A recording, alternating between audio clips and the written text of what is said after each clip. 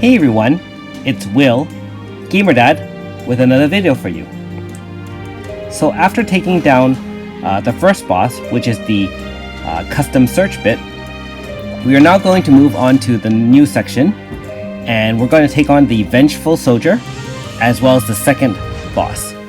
So all the horrors are level 90 in the very hard regions, and this is exactly the same horror as you faced in Industrial Ruins. Just hits harder and obviously a lot more HP. So same tactics apply. You can just use Valor Chance to kind of mitigate damage. It does have a lot of single target attacks, all physical, and it does have a wind AoE as well. So do be aware of that. Otherwise, it shouldn't be too difficult with a good team. So we're just going to, again, apply debuffs, rotate as much as we can. How's everyone finding the Elzion region? I'm actually quite shocked that it's a little bit harder than what I expected.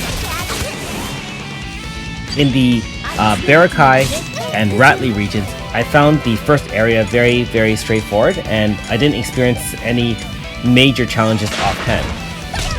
But again, with this one, it seems a little bit more tricky. Hopefully everyone is grinding hard and getting those rare materials and boss materials in order to farm for those Elzion staff weapons. So for those who don't know, same stats as the rail staff, so the best ones we can get right now. And it does have additional benefits when you upgrade it and unlock their attributes. So in a future video, once I gather enough materials, I'll be able to show you guys what they do.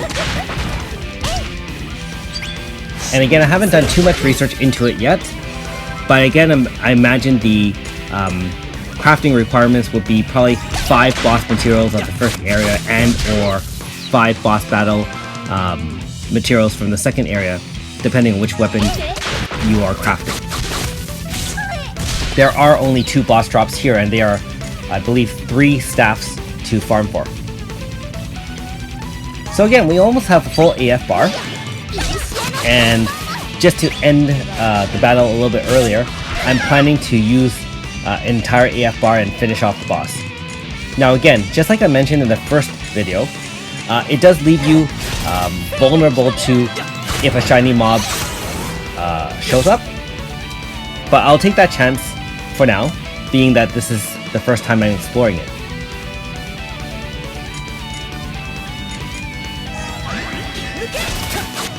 Okay, so full AF bar, just going to get the right rotation going and apply the right debuffs and buffs from our own team.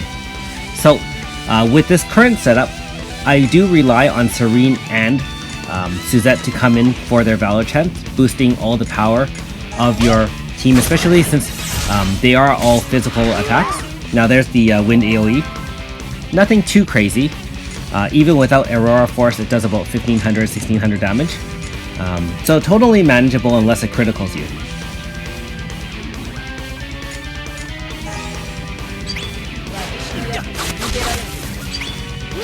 Okay, and again, stacking the right buffs onto my team. So, whoa. Yeah, you can see any critical damage from any of the enemies in Otherlands can really end your character quickly. Now in this case, no problem. Finish them all off. And again, with horror materials, don't be too concerned if you can't beat them all in one run. I would imagine, again, with the crafting requirements based on the other 2 Otherlands areas, you'll probably only need, 9 or 10 horror materials for each particular weapon. So feel free to kind of, take your time. Now the challenge is to build up your AF bar after that, because, like I said, you are vulnerable to running into a shiny without much, without much of a bar. So you can see I cleared all the enemies with 2 AoEs. If you really want to build a bar, remember to use single target regular physical attacks on it, and that will probably land more hits, thereby increasing your bar more quickly. But for the sake of being faster, I'm just clearing the mobs here to show you, what to expect. Now, notice that there's another bus here, and at first I thought it led me to the first, to a third area. However, it actually backtracks you to the first area, so you don't have to go back there, and there are 2 entrances from Area 1 to Area 2. Now, the second boss is to my left here. You can see the gold one. A couple of other search bits. So, the Agateram, which is that robot thingy, that will be a little bit more rare in terms of farming in this area anyways. The search bits are quite a bit more common.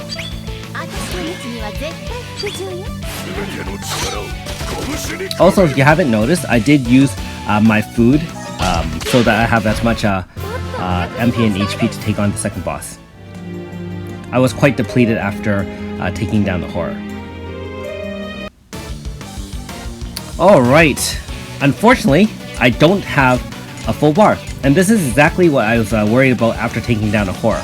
So, be aware that those alarmed bits are going to annoy you as soon as you don't have a full bar.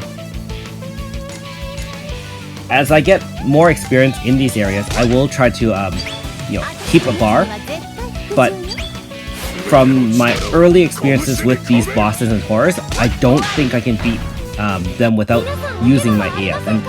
And I'll talk about that shortly. You'll see why when I do take on this second boss. Alright, so I'm just going to clear the rest of the mobs. Now I have an AF bar, and of course the shiny doesn't show up.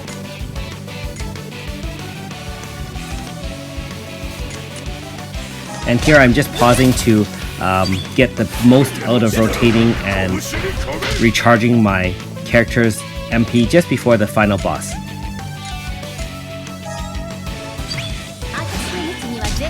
Again, I hope you do enjoy my videos, and hope you're learning tactics against the boss, learning from my mistakes, or even hopefully learning from some of my good moves as well.